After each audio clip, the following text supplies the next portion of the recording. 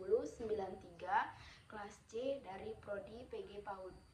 Baik, di sini saya akan memaparkan materi tentang demokrasi Indonesia, yang dimana demokrasi berasal dari kata Yunani, demos dan kratos. Demos artinya rakyat. Kata kratos berarti pemerintahan. Jadi, demokrasi berarti pemerintahan rakyat, yaitu pemerintahan yang rakyatnya memegang peran yang sangat menentukan. Definisi demokrasi menurut Abraham Lincoln, yaitu salah satu definisi paling terkenal tentang demokrasi, datang dari Abraham Lincoln tersebut, yang mendeskripsikan sebagai pemerintahan rakyat, oleh rakyat, dan untuk rakyat.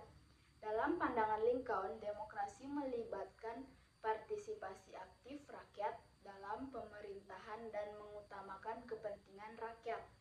Kemudian, jenis demokrasi. Jenis demokrasi ada 4. Yang pertama, demokrasi langsung. Rakyat secara langsung diikut sertakan dalam proses pengambilan keputusan untuk menjalankan kebijakan pemerintah. Yang kedua, demokrasi tidak langsung atau demokrasi perwakilan. Demokrasi ini dijalankan oleh rakyat melalui wakil rakyat yang dipilihnya melalui pemilu.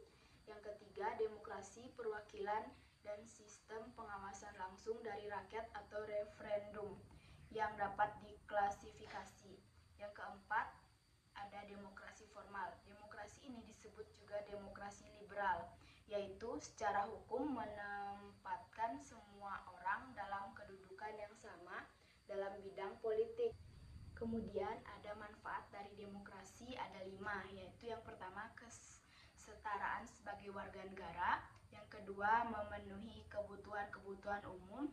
Yang ketiga, pluralisme dan kompromi. Yang keempat, ada menjalin hak-hak dasar. Dan yang kelima, ada pembaruan kehidupan sosial.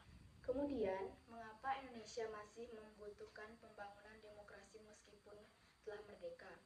Nah, meskipun telah merdeka, masih memerlukan pembangunan demokrasi karena sistem ini belum sepenuhnya terwujud dan masih memerlukan perbaikan untuk mencapai tujuan nasional, yaitu masyarakat yang adil dan makmur. Kemudian, mengapa sistem demokrasi berbeda dengan sistem pemerintahan lainnya?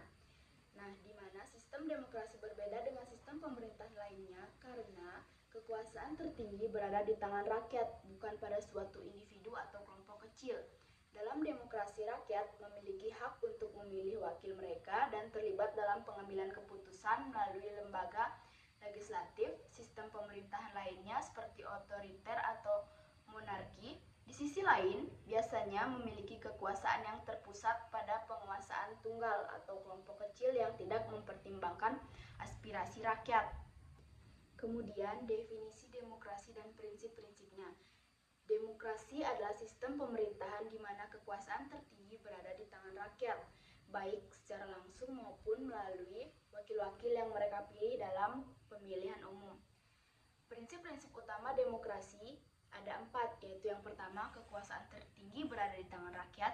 Yang kedua, pemilu harus menjamin kebebasan memilih dan dipilih. Yang ketiga, setiap warga negara memiliki hak dan kebebasan yang diakui dan dilindungi. Dan yang keempat, ada kekuasaan dibagi menjadi 3, yaitu eksekutif, legislatif, dan yudikatif. Kemudian, mengapa Indonesia sulit menyikapi masalah korupsi dan penyalahgunaan kekuasaan? Indonesia sulit menyikapi korupsi dan penyalahgunaan kekuasaan karena beberapa faktor internal. Faktor internal seperti lemahnya moralitas, etika, dan integritas pejabat serta adanya dorongan kebutuhan dan keserakahan. Sedangkan faktor eksternal meliputi budaya patronase, kurangnya transportasi dan akuntabilitas, serta lemahnya pengawasan. Baik, kemudian materi selanjutnya yaitu penegakan hukum yang berkeadilan. Di sini penegakan hukum adalah proses dilakukannya upaya untuk tegaknya atau berfungsinya norma-norma hukum secara nyata sebagai pedoman perilaku dalam lalu lintas atau hubungan-hubungan hukum dalam kehidupan bermasyarakat dan bernegara. Kemudian ada keadilan dalam hukum. Keadilan dalam hukum adalah prinsip dasar yang mengarahkan bahwa setiap individu harus mendapatkan perlakuan yang sama. proporsional, dan tidak diskriminasi dalam proses hukum. Tujuan utama hukum bukan hanya menegakkan aturan, tetapi juga memastikan keadilan tercapai dalam kehidupan bermasyarakat. Selanjutnya, ada upaya mewujudkan penegakan hukum yang adil. Perlu upaya bersama dari negara, aparat, dan masyarakat. Untuk mewujudkannya, itu ada 5. Yang pertama, reformasi institusi penegakan hukum. Yang kedua, ada peningkatan pendidikan hukum bagi masyarakat. Yang ketiga, ada penguatan lembaga bantuan hukum. Yang keempat, digitalisasi dan keterbukaan informasi hukum. Yang terakhir, ada pemberdayaan masyarakat dalam pengawasan hukum. Kemudian, bagaimana pendapat mengenai kasus undang-undang yang diubah saat menjelang pemilihan presiden serta ketimpangan sosial dan penyalahgunaan kekuasaan? Tentu sangat tidak setuju dengan perubahan undang-undang yang dilakukan secara mendadak, seolah-olah perubahan ini memang dilakukan untuk kepentingan tertentu. Hal ini merupakan penyalahgunaan kekuasaan. Kemudian, bagaimana cara masyarakat ikut serta dalam mendorong penegakan hukum yang adil? Nah, penegakan hukum yang adil tidak hanya menjadi tanggung jawab aparat penegak hukum, tetapi juga memerlukan partisipasi aktif dari masyarakat. Beberapa cara yang dapat dilakukan masyarakat antara lain ada 5, yaitu yang pertama, meningkatkan kesadaran hukum. Masyarakat perlu memahami hak dan kewajibannya di mata hukum. Yang kedua, ada berani melaporkan pelanggaran, partisipasi aktif dalam melaporkan tindak pidana, korupsi, atau penyalahgunaan kekuasaan. Yang ketiga, ada mengawasi proses hukum secara kritis. Masyarakat bisa mengawasi jalannya proses hukum secara transparan. Yang keempat, ada membangun budaya anti korupsi dan disiplin hukum. Dan yang kelima, ada mendorong reformasi dan kebijakan publik. Selanjutnya, ada bagaimana cara menyikapi hukum di Indonesia yang tidak memihak pada kalangan tertentu.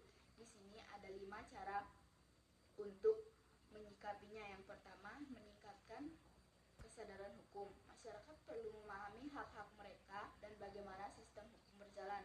Yang kedua, memperkuat pengawasan. Yang ketiga, advokasi dan bantuan hukum. Yang keempat, ada reformasi hukum. Dan yang terakhir, kelima, ada menuntut transparansi dan akuntabilitas. Baik, sekian pemaparan materi dari saya. Saya ucapkan terima